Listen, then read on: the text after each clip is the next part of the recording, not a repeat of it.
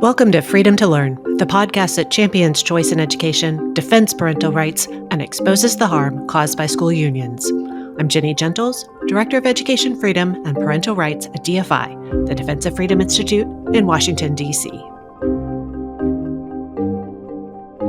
When I've been asked, what does the Department of Education do? And I've said, well, let me tell you what the Department of Education does not do. We don't educate one child. We don't establish curriculum. We don't hire teachers. We don't supervise superintendents. I had the honor of speaking with Secretary Linda McMahon, who was recently confirmed as the 13th U.S. Secretary of Education. In this conversation, Secretary McMahon shares her mission to streamline the Department of Education, cut unnecessary bureaucracy, and empower states and parents to take more control of K-12 education. We discuss her efforts to ensure that the primary K-12 federal funding streams, the appropriations for the Individuals with Disabilities Education Act, IDEA, and also Title I of the Elementary and Secondary Education Act, continue to flow to states, districts, and schools. She's adamant that streamlining the federal education bureaucracy will not directly impact funding or students. Secretary McMahon also addresses the Trump administration's bold steps to put an end to anti-Semitism on college campuses. Secretary McMahon, welcome to Freedom to Learn. Jenny, thanks so much for having me on your podcast. I was looking forward to doing this with you. I'm thrilled that we're having this conversation. You were confirmed as the 13th Secretary of Education about 2 weeks ago. What's your primary mission? Well, I can tell you what the president's primary mission is, and he and I share this. He made it very clear during his campaign and once he was elected that he really wants to shut down the bureaucracy at the Department of Education. That doesn't mean shutting down services to students. It doesn't mean shutting down any of the IDEA funding that Congress appropriates or the Title I funding. And I think that's probably one of the misperceptions that's going on right now. But what we are looking to do is take out the excessive spending and make sure that those dollars that are going to the students are doing the job that they should do. Well, before we delve into IDEA and some of the other policy issues a little deeper, let's go ahead and address the reduction in force that happened last week and some of the changes that have been happening at the department. There are people who are concerned that by reducing staff at the U.S. Department of Education, services will be impacted. How do you respond to those concerns? We certainly are not reducing the services that are necessary, but what we did find is we just had way too many doing the job. And I welcome the fact that we've had the Doge Group come in. It's an outside audit. I ran a public company. And, every quarter and every year, you have to justify your expenses, your revenues, and everything you're doing. And I think probably one of the biggest companies on earth clearly is the United States government. And I think it's very appropriate that we justify that. What we found was we had more people than we needed to do the same job. And I think that's not something that's unusual when you do come in with an outside audit. So I think we did it very thoughtfully. We looked at every department. We looked at all the jobs that were being done. We did eliminate almost half the staff. But we did it, I think, in the right way. Those folks that we have eliminated will actually be doing their job through almost the end of March.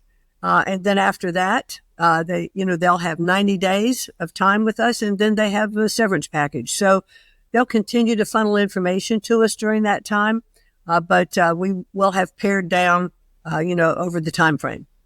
I think some people have this perception that the Department of Education is a bunch of teachers who maybe have some sort of direct impact on schools or run schools in some way. When I've looked at the budget justifications for the department, you're talking about over 1,000 what's called GS-15s. These are extremely highly paid bureaucrats, over 1,000 GS-14s. And in many cases, these are people making close to $200,000 a year. What kind of savings are you going to see from this reduction in force? We're going to see about $500 million a year saving by this reduction in force. That's a really substantial amount. And by doing that, as I said before, we're not cutting services. We're not cutting those budgets that will be going to the states. This is strictly personnel and overhead, and long overdue, I think. We've been asking some probing questions at the Defense of Freedom Institute and have been assured that a lot of the positions that were impacted by the reduction in force were inward facing. And bureaucrats serving bureaucrats, for example, is something that we've heard rather than those outward facing positions. Let's jump back into a little bit of the policy and the mission that the president and you have.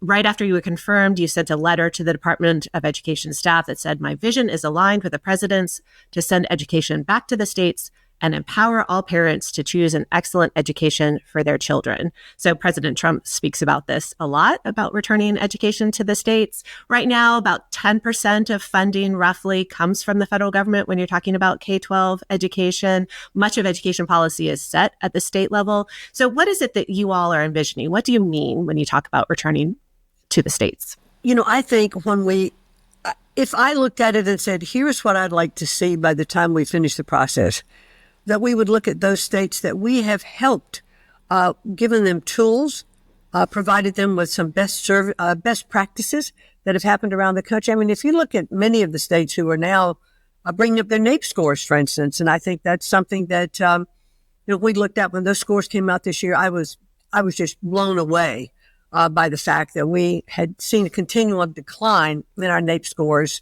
across the country, except we did have a couple of bright spots. Like in Louisiana, we had, I think they were the best improved with their reading and math scores. And I know Cade Rumley. I've met with him before. I know the effort they were putting in there. We've had the Miracle of Mississippi with their reading scores. Florida has just been a shining example of what you can do when you have innovative teachers, governors, superintendents, and you're focusing at the state level. So I think if we continue to provide the right kind of funding into the states and let that funding go to the kids, then we're going to see those scores go up. You cannot micromanage education from Washington. And it's funny, when I've been asked, well, what does the Department of Education do? And I've said, well, let me tell you what the Department of Education does not do. We don't educate one child. We don't establish curriculum. We don't hire teachers. We don't supervise superintendents. But what we can do with the dollars that we put into the states is help them then be able to have the kinds of programs that they need, help encourage school choice so that parents are more involved in getting their children to the schools that they need to get to. So those are all the things that I'd like to see us do much better at the state level. I do think we should continue to provide research to the states. That is apples, comparing apples to apples, so that it's a national score like NAEP. And we need to continue to do that because we need to know how we compare. If states develop their own programs, I don't think that compares, or their own research, I don't think that compares one state to another. It doesn't give us a clear indication of what's going on a national basis.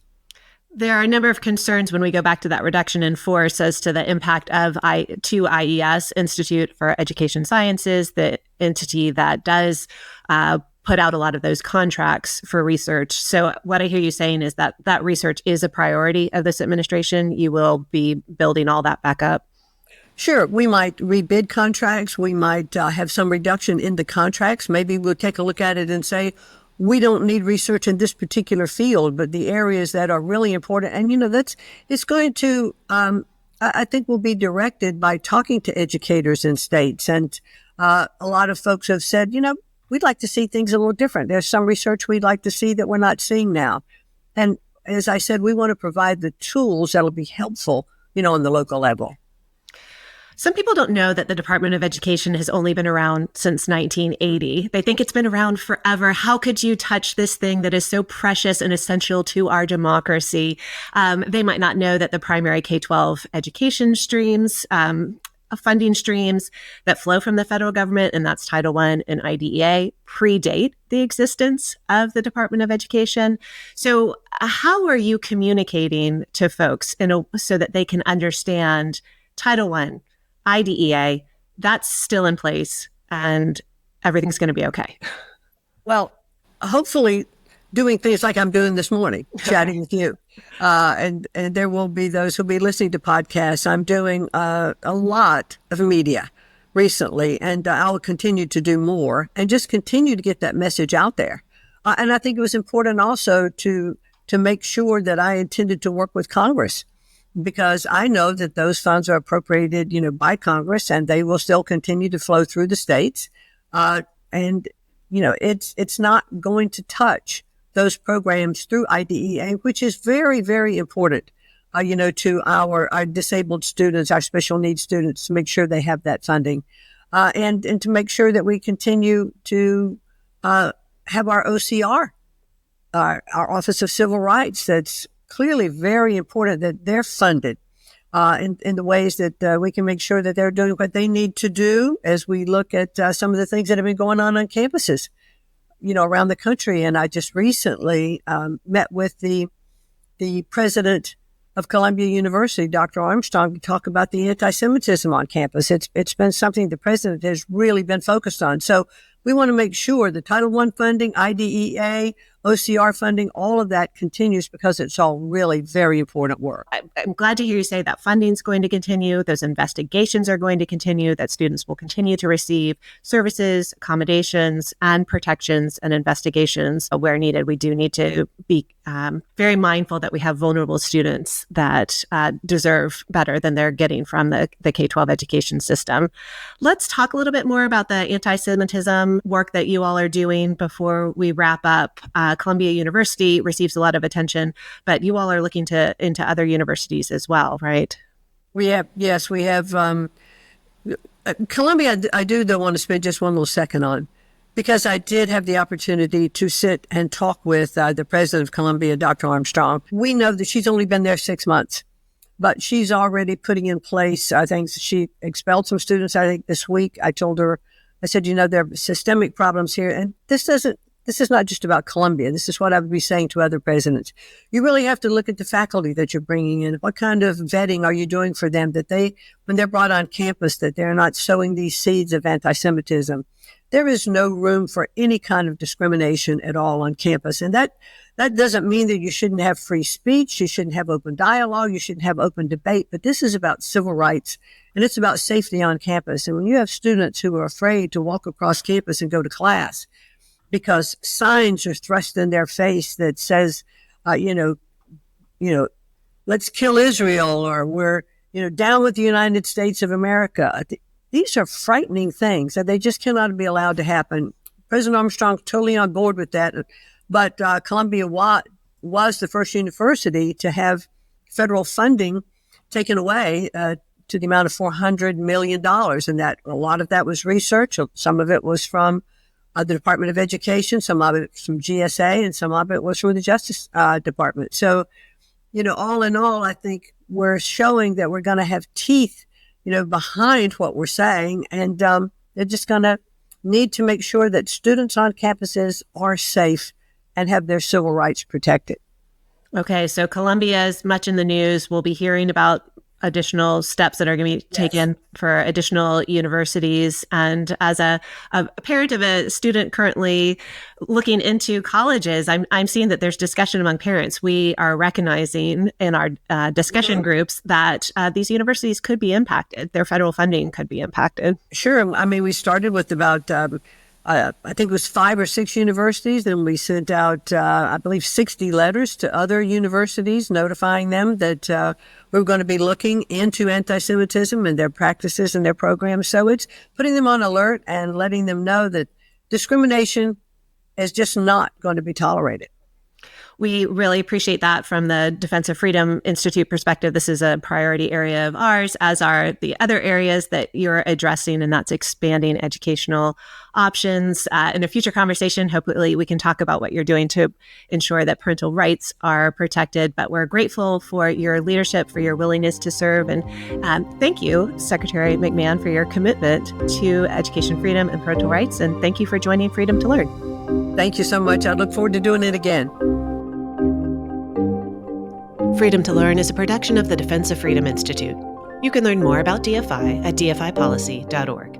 If you have feedback or suggestions for future podcasts, please reach out to us at podcast@dfipolicy.org. If you enjoyed today's episode, please subscribe and leave a rating and review wherever you listen to your favorite podcasts.